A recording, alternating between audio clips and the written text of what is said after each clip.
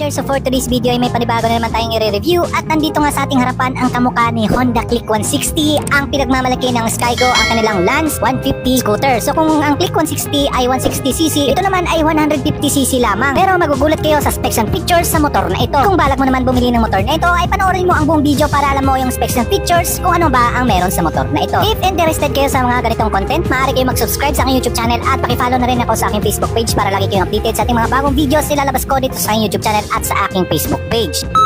Ang Skygo Lance 150 ay merong engine type na single cylinder, single overhead cam, 4-stroke, 2 valves at pinapagana na rin ng kanyang fuel system na fuel injected, kaya makasigurado tayong mas matipid ito sa gasolina. At hindi lang yan, dahil liquid cooled na rin ang motor na ito, kaya di na tayo mangangampang titirik or mag-overheat ang ating motor kapag gagamitin natin to pang long drive. Kaya naman mag-produce ang makina nito sa maximum horsepower sa 9.0 kilowatts at 8,500 RPM at may maximum torque naman ito na 11.8 Nm at 5,500 RPM at may engine displacement naman ito na 149.3cc. May fuel tank capacity naman ito na 7 liters. Ngayon isa-isa naman natin ang features sa motor na ito. Dito muna tayo guys sa kanyang harapan. So ang headlight pala nito ay gumagamit na ng LED at kitang-kita naman natin nakatulad talaga siya ng Click 160, pero Skygo lang talaga yung kanyang brand. Pero dito sa harapan at yung mga gilid niya at yung ilaw ay parehas talaga sa Click 160. Wala talagang pagkakaiba. Talagang Click 160 ang datingan ng motor na ito. Kakaiba lang talaga engine displacement at sa ibang features na meron sa motor na ito. Nakikita rin talaga natin dito sa kanyang harapan na napaka-aggressive at premium looks rin talaga ang itsura dahil fully LED na rin ang gamit sa lahat ng lightning system niya. Suspension naman dito sa harapan ay naka-front telescopic at meron tayong dual piston caliper disc brakes at round design naman yung kanyang style dito, pero wala itong ABS at combi brake system. Ang nakikita natin dyan ay head sensor sa motor. May size naman ang kanyang gulong dito na 110/80/14 at tubeless na rin yan guys at alloy mags wheels na 14 inches naman. Dyan nga inawakan ko nga yung plastic niyan kung makapal or manipis nga ba. So napakapal din ang plastic nito kaya sigurado din matibay. Siyempre ang headlight niya ay split style LED at ang design ay looks premium at elegant tignan talaga dahil sa kanyang itsura at sa mga lighting system na LED na ang gamit. Sigurado tayo mas matagal na ang lifespan nito. Pagdating naman dito sa kanyang taillight guys, katulad din siya ng Click 160 at LED na rin ang gamit niyan guys at napaganda rin ang itsura. Ang kaiba lang dito yung kanyang gamit na LED dito sa kanyang signal light. So pero pares din siya ng design doon sa Click 160. Downside lang talaga sa mga ganitong design ay madali itong mabali or masagi. Dito naman tayo sa rear brake niya. So naka disc brakes na rin ng motor nito, naka single piston caliper at round design disc naman ang kanyang itsura at yan naman ang itsura ng kanyang swing arm. So dyan naman naka single shock absorber tayo unit swing ang gamit ng motor nito at may size naman ang gulong niya dito sa likuran na 120/70/14 at tubeless na rin yan guys. Napaganda rin ang kanyang gulong at the same time yung kanyang braking system dahil disc brakes na nga ang gamit ng motor nito. At syempre maganda rin ang design ng kanyang muffler. Kitang-kita naman natin na napakaganda at simple lang naman ang kanyang muffler. Meron tayong plastic cover at sabi ko nga kanina naka-liquid cooled na nga ang motor na ito kaya iwasan natin ang pagkatirik or pag-overheat. So yan, Lance 150 meron tayo ditong sticker na chromium design, Lance 150. Isa rin to sa nagustuhan ko dahil kilis na rin ang motor na ito with answer back key system at anti-theft alarm. At meron din tayong pouches dito na malalim so pwede dyan yung mga barya natin ilalagay dyan at meron tayong dual remote control. So kung mawala yung isa, meron pa tayong duplicate na isang remote. So dalawang remote ang meron sa motor na ito. At dito naman tayo sa digital meter panel. So fully digital meter panel at colorized guys. Napaganda rin ang itsura dito ng kanyang digital panel at electric start naman yung mga pindutan niya dyan. Kita natin meron tayo pa tayo ng ilaw tsaka engine kill switch meron tayo dyan. Dito naman tayo sa kabila guys, meron tayong horn, high and low tsaka turn signal light dito at meron tayong busina. May pass switch na rin pala ang motor na ito guys nasa likuran. Pero try natin pailawin ng harapan nito kung maganda nga ba ang itsura at kitang kita naman natin napaganda talaga dyan pa lang sa kanyang itsura dahil naka-LED na nga pati yung kanyang headlight at turn signal light. Dito naman tayo sa kanyang likuran guys, kita naman natin naka-LED na rin yan at maganda rin ang itsura niya at napaka-visible talaga niyan sa gabi dahil fully LED na. At the same time yung kanyang footboard ay maluwag din dito guys. At dyan din nakalagay yung kanyang battery at malaki rin yung kanyang seat storage dito guys at kasya dito yung hindi gaano kalaki ang mga gamit or half face helmet kasya dyan. Meron tayong gas tank dito, dyan nakalagay yung kanyang gas tank at maganda rin ang kanyang forma. Same din ang itsura ng kanyang grab bar sa Click 160 so walang pagkakaiba ang itsura. Overall napaganda nga naman talaga ng motor na ito na kahit copyright ito ng Click 160 ay maganda nga naman talaga yung specs and features na meron sa kanya. At para naman sa presyo ay nagkakahalaga ito ng 97,000 pesos. Baka namamahalan kayo pero reasonable naman ang 97,000 pesos para sa motor na ito. Yung mga rider ano masabi nyo sa video natin ngayon, maaari kayo mag-comment dyan sa baba